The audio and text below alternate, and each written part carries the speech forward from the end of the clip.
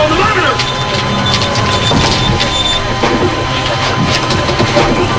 Mary, can you hear me? Check her pulse. Nothing. Charging at 200. Clear. Go, go. Go again. Charging at 300. Clear. We got her. She's back. You're not gonna die. We're not gonna let that happen. Watch that monitor.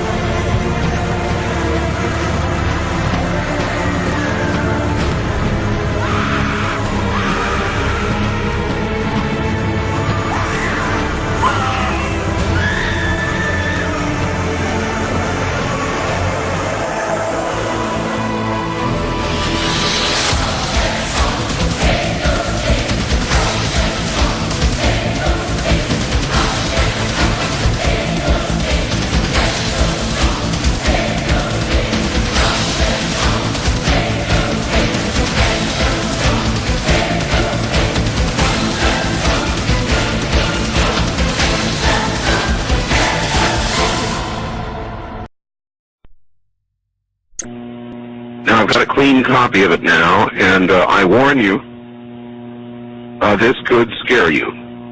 Here's the email. Dear Art Bell, I just recently began listening to your radio show and could not believe it when you talked about the sounds from hell tonight.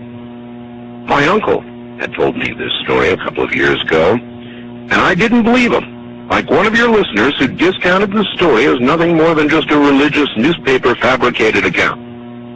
The story about the digging, the hearing of the sounds from hell is very real. It did occur in Siberia. My uncle collected videos and so forth on the paranormal, supernatural. He passed away fairly recently, but he would have loved your show. He let me listen to one of the audio tapes that he had on the sounds from hell in Siberia, and I copied it. He received his copy from a friend who worked at the BBC. It took me a while to find it tonight, but attached is that sound from my uncle's tapes. It's not the greatest quality, but the sounds are there. I was very hesitant to send you this, as the sound bothers me to listen to. I'd suggest that if you do play it on the program, warn listeners in advance so they may have the option of turning the radio off for 30 seconds while it plays. It has always haunted me. To those who discounted the Siberia sounds from hell story, it is true, and I, for one, wish it wasn't. Rick, listening from Chicago. And so I submit now the cleaned, a better copy to you, and I warn you, what you are about to hear is very disturbing indeed.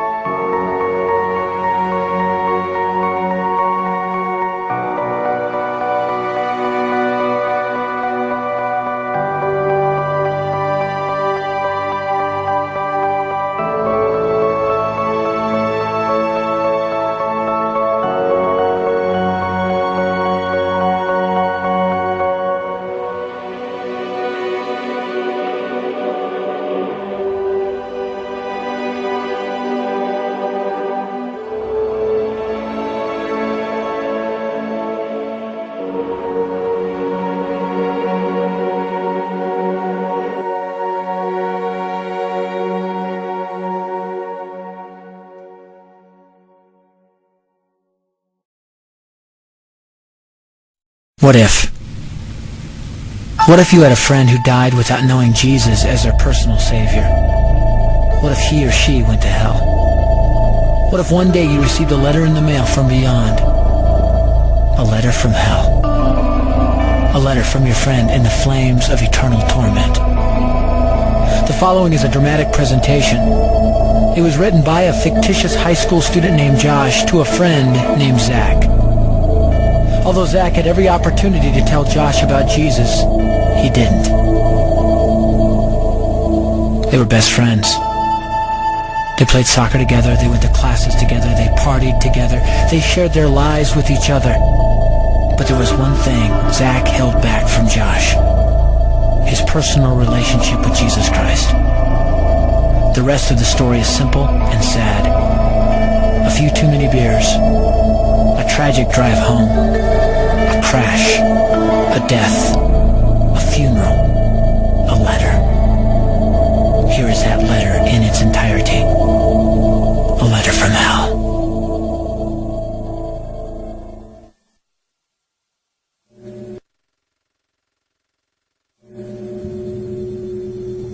Dear Zach, I died today. It's a lot different than I expected. You see, I always thought dying would bring me into a world that's foggy and hazy. But this place is crystal clear. It's even more real than my life on Earth. I can think. I can talk. I can even feel. Right after the wreck, I could feel my spirit leaving my body. It was the weirdest thing, Zach. I thought I heard you screaming out to me, man. I must have been just imagining things. At first, I was just standing in line, getting registered, I guess. They asked me for my name and began to look in this thing they called the Book of Life. I guess they couldn't find it, though, because this huge angel standing next to me grabbed me by the arm and started dragging me away. I was terrified. I had no idea what was going on. I asked the angel where he was taking me, but he didn't answer. So I asked him again. Finally, he told me that only those whose names were written in the Book of Life could enter into heaven. And the rest would be condemned to hell forever. Man, I was scared. The angel threw me into some kind of holding cell where I've been sitting and thinking for a long, long time. Do you want to know what I've been thinking about? I've been thinking about you. Zach, you're a Christian. You told me so yourself. I mean, we talked about it 3 different times today. Kelly brought it up, and you laughed it off. Coach Adams brought it up, and you changed the subject. I mean, it came up right before the wreck. Well, the question I can't get out of my mind is this, Zach. Why haven't you ever told me about how to become a Christian? I mean, you say you're my friend, but if you really were, you would have told me about this Jesus and told me how to escape this terrible place that I'm headed for. I can feel my heart pounding in my chest. The angels who have been chosen to cast me into hell are coming down the hallway. I can hear their footsteps. I've heard of this hell, Zach. They call it the lake of fire. I can't stand it, Zach. I'm terrified. No, the angels are at the door. Oh no. No! They're coming in and they're pointing at me. They're grabbing me and carrying me out of the room. I can already smell the burning sulfur and brimstone. I can see the edge of the cliff where hell burns. This is it. I am without hope. We're coming closer. Closer. Closer. My heart is bursting with fear. They're holding me over the flames. I'm damned forever. This is it. They have thrown me in. Fire. Pain. Hell. Why, Zach? Why didn't you ever tell me about Jesus?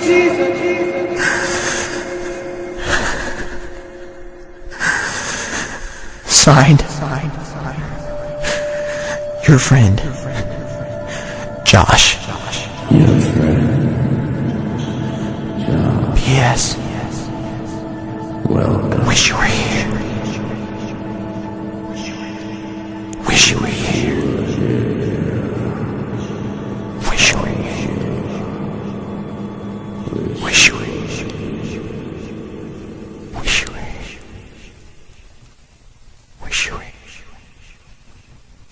Wish you were here.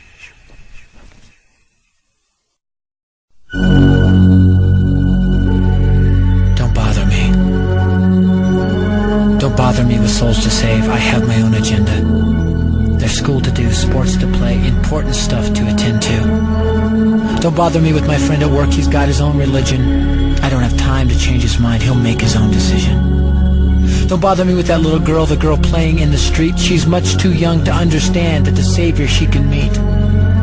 Don't bother me with the sounds I hear, the sounds of people shrieking, although I wonder who they are. Who are these victims screaming? Don't bother me with who they are. I really don't want the blame. Because it's my friend at work and that little girl who from hell scream out my name.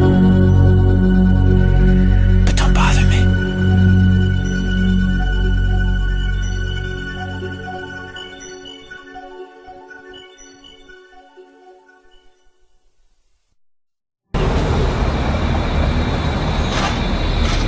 It's tough to drive down the expressway and see all the thousands of people who pass us.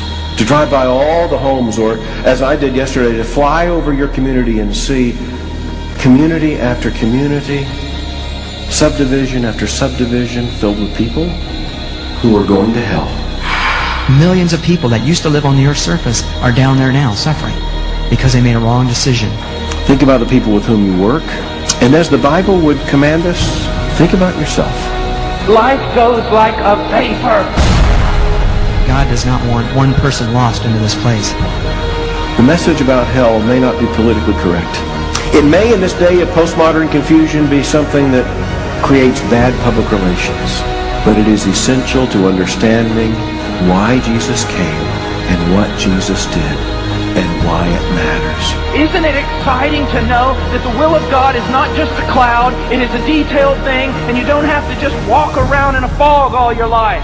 But we fool ourselves if we do not face hell seriously. We have purpose. We have a reason to glorify God on the face of the earth by taking the gospel to every creature. It is not a vain job. It is not a vain task. He will do it and desires to accomplish it through you. The name of God is going to be great among the nations from the rising of the sun even to its setting. He is going to do it. Now, church, He has invited you to participate in the joy of the harvest.